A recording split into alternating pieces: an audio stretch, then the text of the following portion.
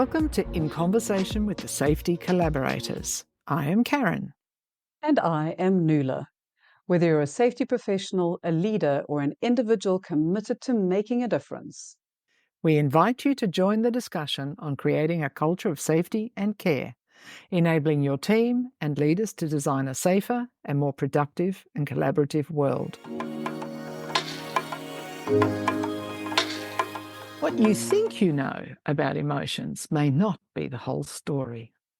Today we explore emotions with our guest and friend of the Safety Collaborators, Dan Newby, a champion for emotional literacy, working with educators, leaders, coaches and families worldwide.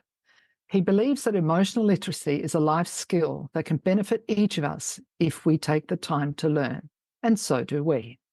as Karen said, today we have the great pleasure of having a discussion with Dan Newby. He is the author of several books, The Unopened Gift, Field Guide to Emotions, Hello Emotions, and is the founder of the School of Emotions. We will share links to all of those in the show notes. Dan, it is a delight to have the opportunity to speak with you today. So, hello, and would you like to share a bit about who you are? Hello, and thank you so much for having me. It's a delight to see you both, and it's a delight to be here.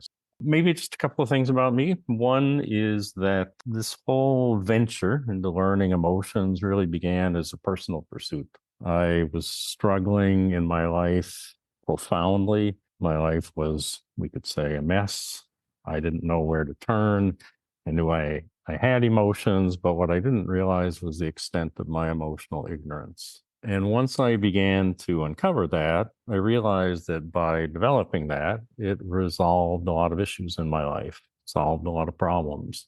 Later, I began to apply that professionally as a leader, as a coach, and I found that it's an incredible domain to work in. It supports my clients, and I find that they have a very similar experience to what I had, is life becomes much simpler. Things begin to make a lot more sense, and we all make much better choices. So that's how I got here, and I'm delighted to have this conversation with you. I love that. And, I think what you say is real for everybody. What we think we know about emotions is just so far from what we believe them to be. Mm-hmm. And we'll get into a little bit about what is an emotion and how they impact us.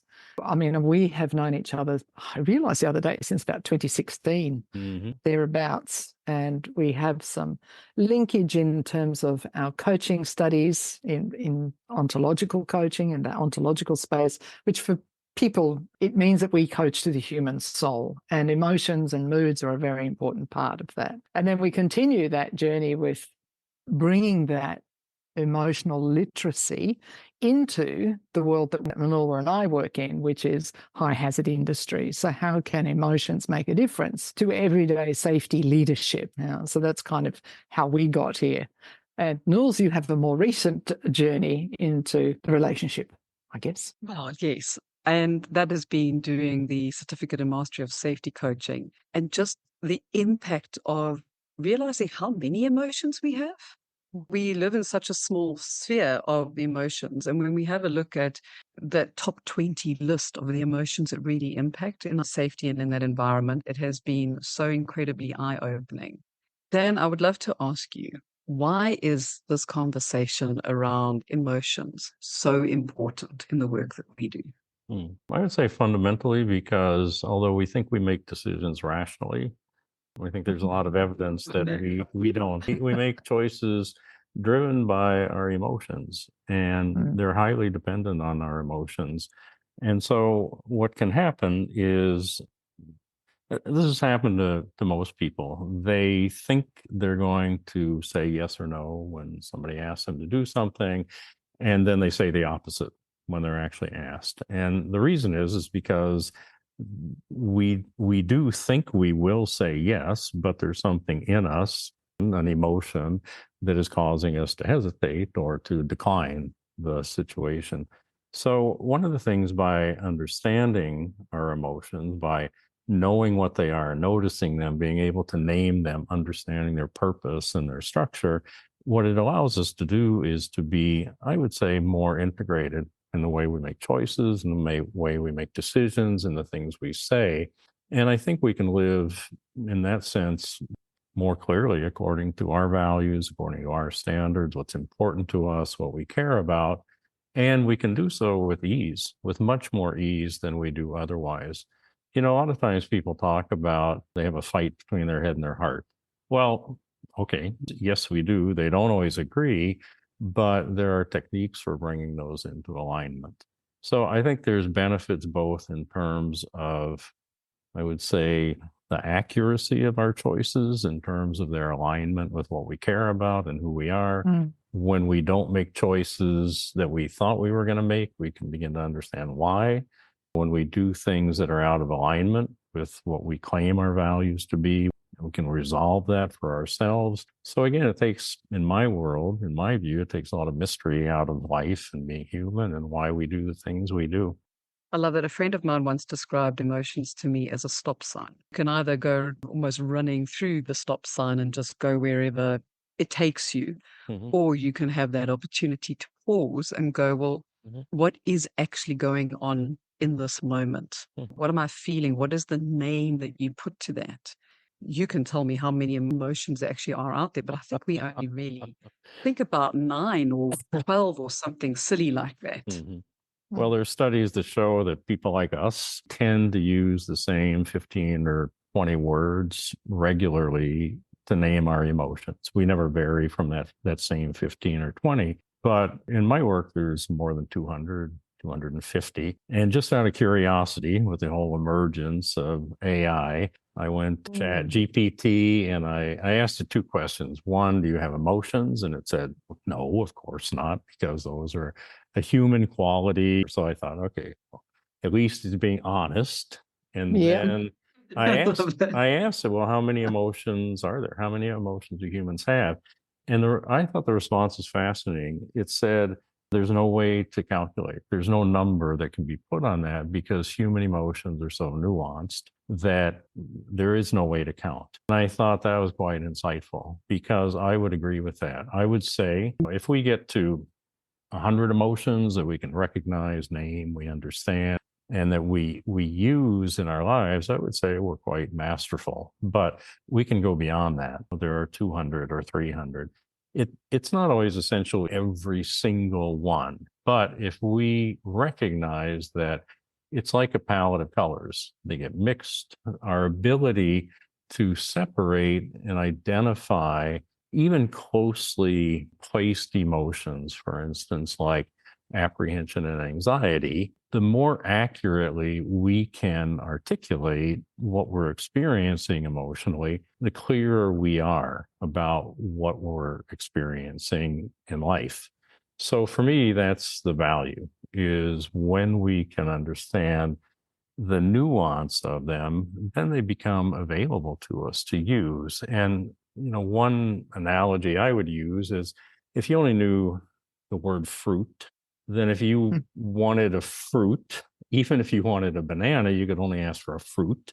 And whatever the person gave you is whatever they interpret as a fruit. And you can be much more accurate about fruit if you know banana, apple, persimmon, pear, pineapple. Then you can articulate exactly what you're experiencing, what you're eating, but also you know what to ask for. You can be more precise in what you're requesting or how you're explaining to someone your experience. So I think that that's how it is with emotions too. If we only know the word anxiety, which is very popular, and if we're not clear on what's the relationship between anxiety and apprehension and uncertainty and resentment and disappointment, then we'll tend to call a lot of things anxiety that are not necessarily anxiety. In a social conversation, that may be fine. But if we really want to understand what's going on with us, or in our work as managers, leaders, coaches, the more precisely we can articulate what's going on emotionally, the clearer the situation will be to all of us. I just want to throw in here, I can't more highly recommend your books on this for that very reason. I have a book here that has got tags all over it because there are some that I'm constantly talking and sharing with others to help understand that nuance. But for myself, just I'm feeling something. What is this? It's not what I think it is. Right? Let me go and have a look at Dan's book. Right? The Unopened Gift is the one I use a lot because I think that's such an apt title. It really is a gift. And the more we can open up that gift, the more we understand. So I'm constantly going back there. So yeah, I just wanted to throw that in there. Yeah. Well, I'll tell you a secret, which is I do that as well. Not to my book necessarily, but for instance, I was thinking this week about the word ennui, which comes from French, but it's a word we use in English, and it means a kind of discomfort or annoyance or irritation.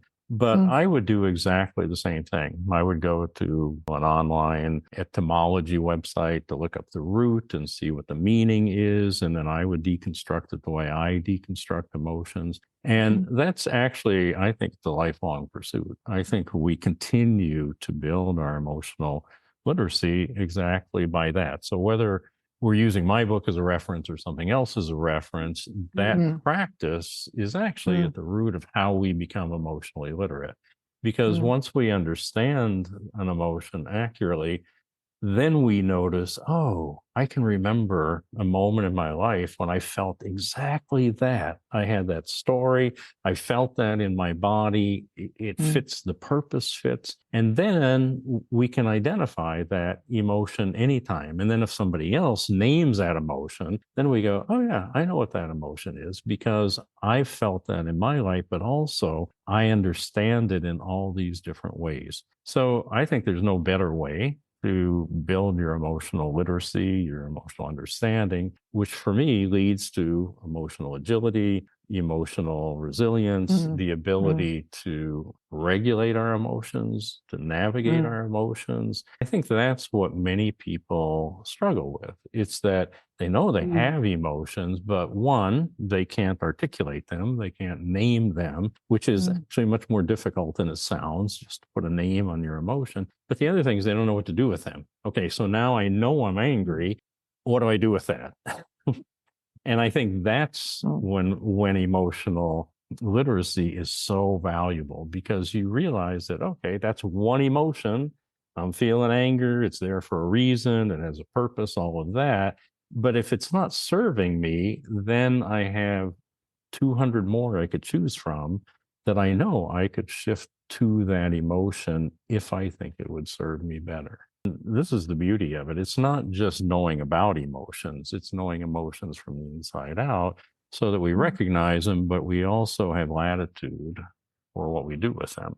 So, what is the difference between emotional intelligence and emotional literacy, if any? We all know about emotional intelligence now because it stormed onto the scene 25 years ago. Daniel Goleman put the name on it, and suddenly everybody went, oh my gosh, yes, that's right. We do have this thing called emotional intelligence. I think that's lovely. But if you read his work or other people's work on emotional intelligence, one of the things they say that's a piece of that is emotional literacy. We have to understand emotions. So the way I see the relationship is, all of us grew up in situations where somebody wanted to assess our intellect. So they gave us an IQ test. And what did the IQ test tell you? Well, the idea of it, at least, was to assess your intellectual capacity. How good are you at learning? How good are you at processing intellectually? But if you think about what do we do with kids to support that or to build that, we use emotional literacy as a tool. We teach them the alphabet, to read, to write. And the amazing relationship there is that literacy with language gives us access to our intellect, but it also is a tool to build our intellect. So there's this amazing relationship between intelligence and literacy, linguistic literacy. Well, if we move to the emotional side, I see it exactly the same way. Now we go, oh, we got emotional intelligence. Let's assess it. So we give people EQ assessments. What's the idea? It tells us about their emotional capacity. How much do they have they could develop? How big a force could it be for them in their lives? But just measuring either of those, IQ or EQ doesn't increase them. It just is a snapshot of your potential. So what do we need? We need a tool with emotions, exactly like we needed a tool with intellect. And the tool with emotions in my world is emotional literacy. And that's the pausing, as Wallace said, we pause to notice our emotions. And then we name them. Oh, okay, now I know what that emotion is. And then we say, well, what's the story of that emotion? And what's my impulse? And what's the purpose? Why is it here? And is it helping me or is it a barrier? So we have all of that we can do once we name an emotion. And then we can determine if we want to stay there and leverage that emotion or move to a different emotion. So I think the relationship is really just simply that emotional literacy is a subset of what we tend to look at as emotional intelligence. But if we take emotional intelligence and emotional literacy, those two together give us something we call emotional regulation. It's the ability to choose emotions in the moment that will best serve the situation or the relationship. I think that what all of us would benefit from is greater emotional regulation. Nobody controls their emotions, but we have this energy that we could put to work for us if we understood it better and if we weren't afraid of it and if we didn't dismiss it and if we really saw it, like you said, as a tool, as a life skill. And for me, that's what I do. It's helping people in a very practical sense develop their emotional literacy so it can be a tool for them both in their professional lives and in their personal lives. I love that around emotional regulation. I mean, it's just brilliant. But the link between IQ, yes, there's something, but we've got a lot that we can learn under that. And check, do we have the same interpretation and understanding? And I'm going to guess that it's similar with emotions because I might see anxiety in a certain way and have an understanding around what that is based on the knowledge that I have around it. But like we were talking about fruit earlier, there's many types of apples. There's green apples, there's red apples, there's Granny Smith apples. So do people tend to have a similar understanding or interpretation of emotions? And if they don't, how do we help get that similar interpretation or alignment? So one thing to think about with emotions is we never see them directly. Right? You don't see the emotion. You see the way someone expresses their emotion. We hear what people say, which comes from emotions, but you don't see the emotion directly. So we have to live in the world of interpretation. But what's interesting is if I ask you what emotion you're in right now, what will you do? You'll check what you're experiencing, what you're feeling, what you're experiencing, what you're thinking. And then you'll say to me, oh, I'm feeling the emotion of apathy. Okay, great. But that was an interpretation. That was your interpretation of what apathy is for you. Perfect. Now I have an interpretation too. So what we need to do is we need to agree on a shared interpretation. The challenge often is that people have never articulated what an emotion means to them. So for instance, let's just take sadness. So when I ask people, so what's the narrative or the story? What is sadness to you? And what most people will say is, oh, what it means is that I've lost something. Fair enough. But I would say there's more to it than that. I would say, so anything you lose will produce sadness for you. Well, not anything. Okay. So what's the other criteria? Well, the other criteria is it has to be something you care about. Because if you have a dog and your dog runs away, will you be sad? Well, that depends. If you love the dog, yes, you will be sad. But if you found the dog annoying and irritating, no, actually, you might be happy. You might not be sad. So sadness has to be always, you've lost something you care about. And I would say there's even one more piece, which is it's not just that you've lost it, but you believe you have lost it. So sometimes we believe we've lost something and we feel sad, and then we find it and we're happy. But if you work with somebody and you have this conversation about let's agree what sadness means when we use it in our conversation, or if you're working with a team or a company, you can do the same thing. But this is something that has to be done in order for us to be sure that we're talking about the same thing. But I want to point out this doesn't just happen with emotions. If I say the word house, and I ask you to describe your house, and I ask Karen to describe her house, and I describe my house, they'll all be different. There are commonalities that allow us to recognize house. But if we want to build a house together, we better have the same set of plans, because otherwise we will never succeed. And it's no different than that. We need a shared interpretation of what are emotions, of each individual emotion, the relationship between emotions. So at least at the beginning, those conversations are necessary to be sure that we're in the same conversation. But once we have those in a team or in a relationship, then we don't have to do it again, because now we have agreed on what does the word sadness mean to us. And the reason why it's so important with emotions is because we can't see them, and because most of the time people haven't articulated very clearly, even for themselves, what's the meaning of that emotion. In a general way, yes, but in a very precise way, generally not. I'm sitting here hearing the conversation that you, Nora, and I were just having with a potential client.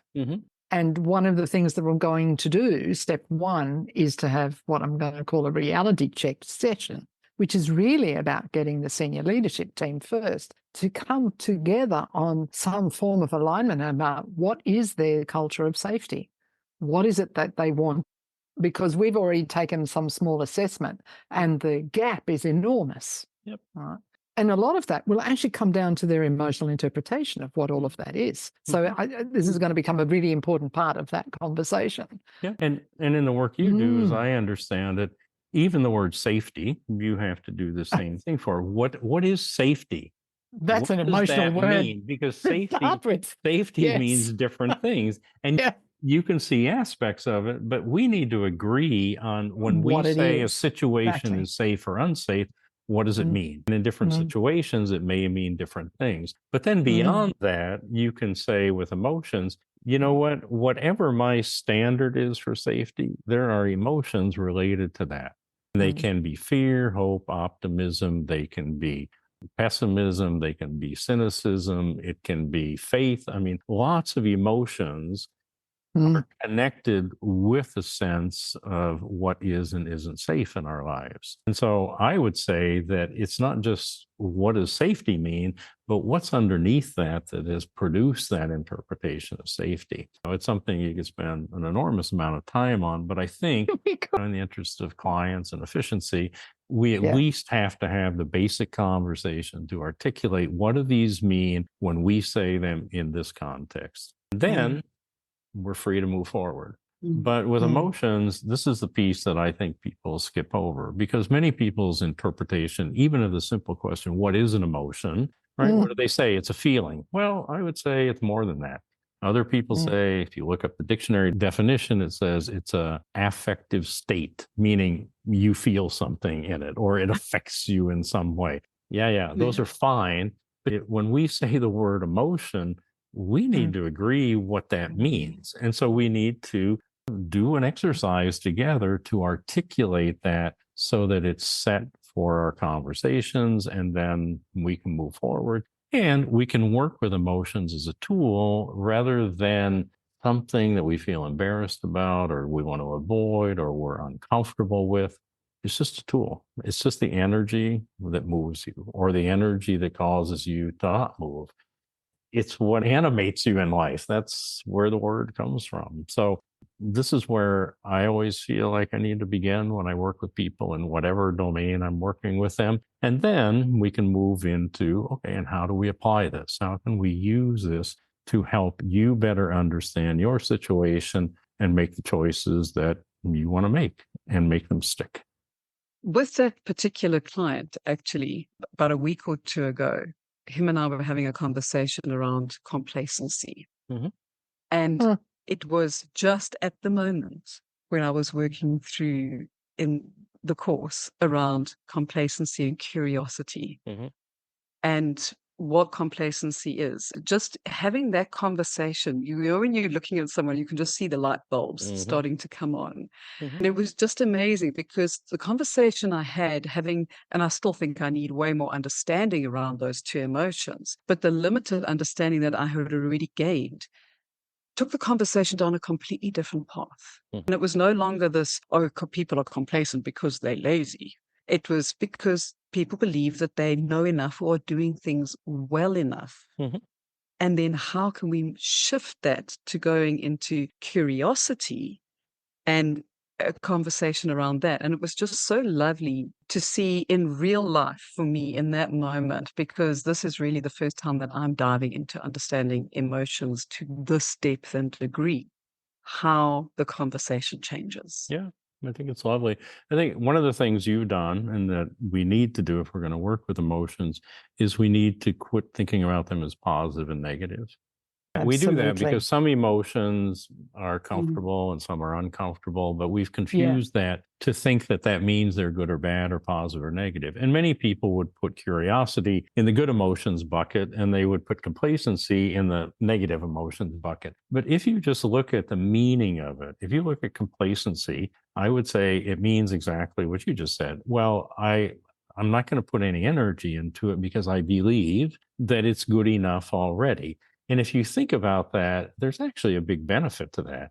Then you're not spending energy trying to improve or change things that you believe don't need to be changed or improved. Now, you may be blind to something, that's true, but the whole purpose of complacency as an emotion, I think, is to help us save that energy to put into things that are more urgent or critical to us. So complacency in itself isn't good or bad. It's just an emotion. And in that emotion, we have a certain impulse and a certain story. But you're exactly right. Then what we can do is we can question that, right? We can bring curiosity. Well, really, are things good enough the way they are? Do they meet our safety standard, or would there be a benefit to putting energy into improving them? This is exactly how I work with emotions, is let's listen to the story. What emotion is producing that story? And then do we want to stay in that story? Do we want to stay in that way of behaving and seeing the world? Or is it worthwhile to explore something else? And if so, what's the emotion that can help us most to explore other possibilities and then decide whether to pursue them or not? Do you want your people to feel comfortable speaking up, asking questions, and sharing ideas? If you answered yes, then sign up to join us on Zoom Thursday, July 11th from 2 to 3 p.m. UK time and unlock your team's potential with our Introduction to Psychological Safety complimentary masterclass. Register your place via the link in the resource section of today's show notes. Spaces are limited, so get in quick. Now, on with the show. I love it. My mind is going in all sorts of directions right now on how we can help people understand all of this a little bit better, or at least feel more comfortable with who they are and how they feel at any given time, and how they're interpreting that, and how will that impact them in what they're doing in the next minute, sort of thing. One of the biggest changes that we could institute or create in terms of our relationship with emotions is we've been actively taught to distrust emotions. We have said, we have been taught, get them out of thinking if you want to make a good decision, right? They interfere with clear thinking. You can't trust them. They'll lead you astray. So lots of us receive this message in lots of different ways. I still see this in television programs and read it. But the thing is that an emotion is just giving you information. It's not telling you what to do, but it's giving you information that doesn't come from anywhere else. So being able to trust that, well, emotions exist because they're there to support me in some way, even if it makes me uncomfortable, and to listen to them and then to make our own assessment. Is what that emotion suggesting to me, does that fit with how I see things? And am I going to accept that information or not. It's not automatic. And I think this building trust with the information that we get from emotions and trusting that they're not there to hurt us or they're not there to lead us astray, I think that's a huge step, because we're working against decades, maybe centuries, of a message that was the opposite. I would say we can find lots of situations where emotions are indispensable and help us. And if we see those, then we begin to say, well, or maybe there's a different answer. Maybe there's something there that we're overlooking that every single human being has access to. Well, wouldn't that be wonderful? You don't have to buy it. You already have it. All you have to do is pay attention to it and develop it. Yeah. Yeah. And I think the words curiosity and wonder, but even those two words, emotions, have a whole unpacking to do. But if we can help people shift into, let's say, a mood of curiosity where it shows up more regularly, and give yourself some efficacy around, okay, this is what I'm feeling, and that's okay. Now what? Yeah. Yep. Now what? Yeah. And in that question is a choice. We can choose what we do with it. Yeah. Absolutely. I completely agree. And I think this is the other thing that many people didn't grow up understanding, is that they can shift their emotions. In fact, we do it intuitively. Let's imagine you're feeling, I don't know, disappointed. You're really disappointed about something. And then a friend calls you up and says, hey, why don't you come to my house? I'm having a little dinner party. What's gonna happen to your emotion? Even if you're deeply disappointed, you are probably not going to go to their house wearing disappointment. You will find a way to shift into something that's more socially engaging than disappointment. And so we do this. We already know, if we pay attention, we can do this. The only thing I'm suggesting is let's do it intentionally. Let's recognize what is the disappointment? What does it mean? Oh, I had an expectation or hope that isn't being fulfilled. What can I do about that? Is there anything? Or shall I just hold on to that disappointment, let it be there, choose the emotion I want to go to this gathering in, and work towards that emotion, because that emotion is the one that's going to produce the best outcome for that dinner party. We can do this. We just have to learn how to do this, and it can be done and it can be taught. Raising awareness that that's actually what's happening all the time, whether we're in control of it or not. Yeah. Or aware might be better. Yeah. Don't know if we can always control it, but yeah. Be aware of it at least. And it begs a question that if a person wants to grow their emotional literacy, where would you recommend they start? The first two steps are exactly what you said, pausing. So designing times during your day when you pause for 2 minutes, for 3 minutes, for a minute, and just ask yourself the question, what emotion am I in right this moment? So the first thing is noticing, and to notice, we have to pause. But actually, because we're so busy, people are so engaged in doing, that practice is quite difficult for some people, even just to set aside moments to pause and ask themselves, what emotion am I experiencing right this moment? You don't even have to go deeper than that. It's just to notice what's the emotion, and then to put a name on that emotion.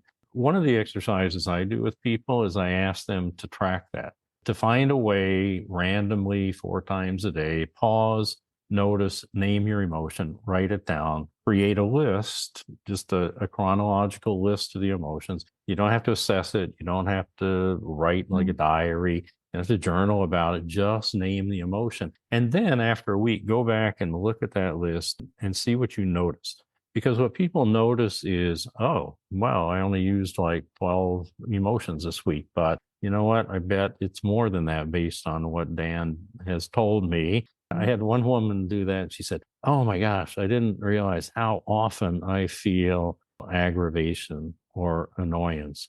I must be horrible to live with. I don't know how my family puts up with me. But she said, you know what? I never noticed it before. And now, because I see it written down, that's right. That is one of the emotions that I experience frequently. So now I know there's something that I would like to shift emotionally. Sometimes people have an expectation that they'll see joy on the list and they look at the list and no joy. That's interesting. Does that mean this week I didn't feel joy in any moment? So what it does is just that simple noticing and naming helps people begin to articulate and shine a light on what's their emotional pattern.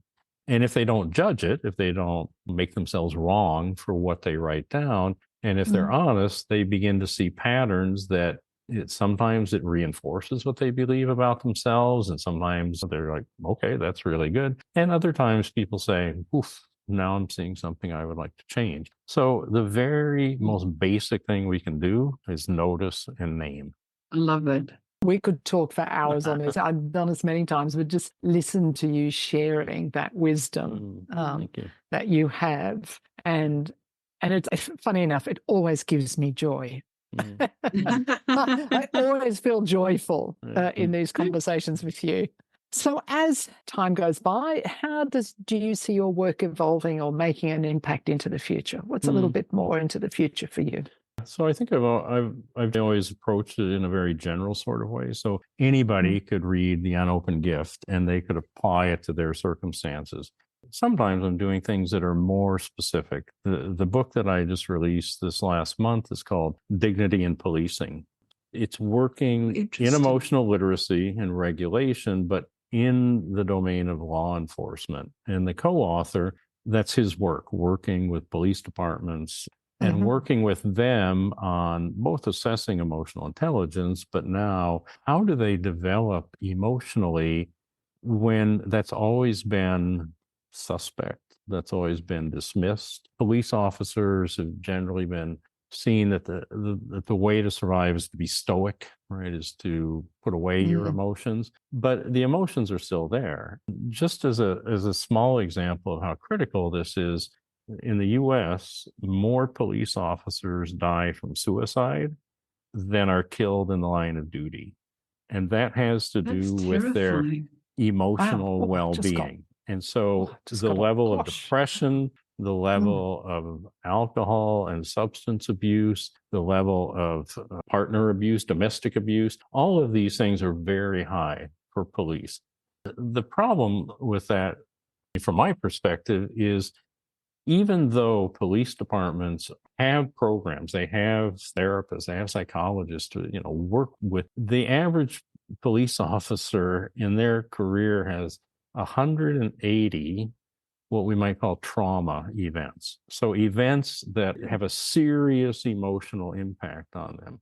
Well, when you think about that, no quantity of psychologists is going to resolve that. Is they have to develop it for themselves. They have to develop their capacity to experience and process and work with and shift and understand their emotions. If they don't do it, nobody can do it for them. So although there are wonderful programs being done, there's also emotional barriers to people enrolling in those programs, right? There's shame, there's embarrassment, there's guilt. So unless in the whole ambiance of law enforcement, there's a shift in terms of their understanding and recognition of emotions, then I think things won't shift. We selected dignity as kind of the uber emotion because dignity is that you believe you have inherent worth as a human being. No question about it. That's where it comes from in Latin, it comes from worth. And so you believe that you have value. Well, you think about being a police officer. How often do you hear that you're wrong, you're bad, you're abusive? The stories in the press are astonishing sometimes. Yeah. So if they can't create, generate, and bring dignity from the inside out, it will not be available to them. So I think what's happening with my work is there's still general, but there's more and more focused in particular domains. And that's why we're having this conversation with you. You work in a particular domain, but this is probably the first time I've ventured so deeply into a specific domain and applied what I know in association with what someone else knows about that area and the challenges that the people in that area face. Wow. I have to say that was quite a scary revelation, actually. And it makes me realize that it's not going to be just that industry or domain. The conversation here in this country around mental health is enormous. And we have this conversation from time to time. I think, well, okay, we want to fix mental health, but how about we go back a few steps and help people understand what their emotions are at this moment? How do we help increase emotional literacy that may actually assist with, I mean, there's clinical sides of things, but I think there's lots of people who are just feeling anxious or sad, the cost of living and all sorts of things. And if we can help them maybe come to terms with how they're feeling or their emotions around that, doesn't necessarily mean it's going to change the situation, but it may also help them to recognize that it's normal. It's not something abnormal. Yeah. I think one of the distinctions we could make, the subtitle to the book, Dignity in Policing, is how emotional well-being saves lives, families, and careers. And I think there's a big distinction still to be made between emotional well-being, which comes from building your emotional literacy, being comfortable with emotions, understanding, being emotionally agile, resilient, so you can resolve your own challenges, your day-to-day challenges emotionally, and what are the things we put in the category of mental health that can only be resolved by adjusting a chemical balance or by dealing with some truly deep trauma or something? There's two pieces here that we've kind of put in the same bucket. And I would argue that probably 90% or more of the challenges that we individually face day to day, we could resolve by elevating our emotional competence. There are always things that will be cases that can only be dealt with medically, and I think that's fine. But you know what? It's no different than physical, right? We have physical well-being, and then you have illness that requires the attendance of a medical expert. But we haven't quite yet distinguish those two. But this is why I would advocate for emotional literacy beginning as young as possible with 3-year-olds, because when you grow up with that, then it looks completely normal. From the very beginning, you can resolve issues for yourself that you couldn't, or that I couldn't, because I didn't have that tool. But now we have it. Now it's emerging. Slowly it's working its way into education, I think.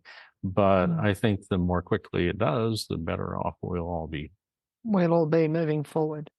Completely. I remember a friend of mine, her little one was having a bit of a moment, and there were tears and all sorts. And her husband walked up and looked at him and said, "Come on, my boy, cowboys don't cry." And I was so proud of her because she went, "Stop. Cowboys do cry. Everybody cries." And had a very different kind of dynamic and conversation. And that was so special. The fact that she was also very comfortable to just say, "Stop. That's not the way it is. Let's have a better conversation. Let's help our little one grow up to understand that it's okay. But now what do we do?" Yeah. The other thing that can lead to is, well, what is crying, and why do we have tears related to emotions? And it's not just sadness, or it's not just disappointment. We cry with joy. We cry, when we're happy. So what does it really mean when we cry? Well, from an emotional perspective, it means you're touching something that's deeply important to you. So the question I would have for that cowboy is to say, okay, well, there's something really important to him going on right now. What is that? Right? What is it that you're experiencing that's so important to you that it's spilling out in terms of tears? Because that can help him understand too. So I think lovely what happened in your story. And we can see that, there's so many more pieces here that we could put into play that would normalize emotions, allow us to acknowledge that they're just part of every single one of us as a human being in the world. Every human being has emotions. So even if you don't know somebody's culture or background or family situation, one thing you do know about them is they do have emotions, and they have the whole range of emotions. And when they speak, they will speak from emotions, which means you have an entry point with them. You already have something deeply in common with them, even if it doesn't appear that you do. So for me, I think that's lovely, because I don't have to know everything about everybody. If I just know they have emotions and I know how emotions work, then I'm already off to a great start in terms of creating a relationship with them. My goodness me, I'm sure this could go on for some time, but let's wrap up. Okay. Do you have any last words you want to share with our people, our listeners? The only thing I'd say is that learning about emotions can be challenging. I mean, it can be scary sometimes, it can be uncomfortable, but not knowing about emotions can be scary and uncomfortable too. So I think in the end, you have to decide for yourself, how do you want to live life? And I will say that every ounce of energy I've ever put into learning about emotions has paid off. That my life is so different. It's unimaginably different than it was when I lived in emotional ignorance. It's so much calmer. It's so much freer. It's so much more pleasant. There's just so much about it. There's so much more gratitude. And it's not because I was trying so hard to achieve those. It's just emotions and emotional learning bring those. So I would just invite people to dip a toe in the water and see what they discover. Now I'm going to guess that that doesn't mean you never get angry or sad or any of those emotions, because they're just healthy emotions. Yeah. Well, I have the full range of emotions. I get emotionally stuck sometimes. But the difference is I know they're not permanent. I know I can shift them. I know I can come to understand them. And I know they're there to help me in some way. So just knowing that gives me a completely different perspective on emotions than I used to have. So no, it doesn't make you less emotional. It just means you can navigate them with greater ease. Dan, thank you so much for joining us today. And as always, it's just wonderful to have conversations that matter. We have learned so much in this conversation. Huge. And could just continue on. So really, really appreciate it. If someone wants to join the School of Emotions, they can do that. They can visit www.schoolofemotions.org. .world. And they can find me on LinkedIn. And if not, they write to you and you'll tell them. Exactly. I'd be delighted. So, of course, as Dan just said, connect with us as well at safetycollaborations.com, where you will find the show notes for this episode and links to Dan's world of emotions. Thank you for joining us today. It is always lovely to have conversations that matter. To learn more about creating a culture of safety and care, please visit our website, safetycollaborations.com, to access our show notes, resources, and guides. Leave us a message via the Message Us section on the show notes page, and we'll get back to you. You can also join our community on social media by following us on our LinkedIn pages, Safety Collaborations, Karen Avari, and Nuala Gage, and on our new Safety Collaborations social channels, YouTube, Facebook, and Instagram. Our handle, Safety Collaborations, is much the same. Sharing is caring. Follow us on your favourite podcast platform. Leave us a 5-star review would be awesome. Doing these things helps us to grow and share our collective conversations. Till next time, Stay safe and stay well.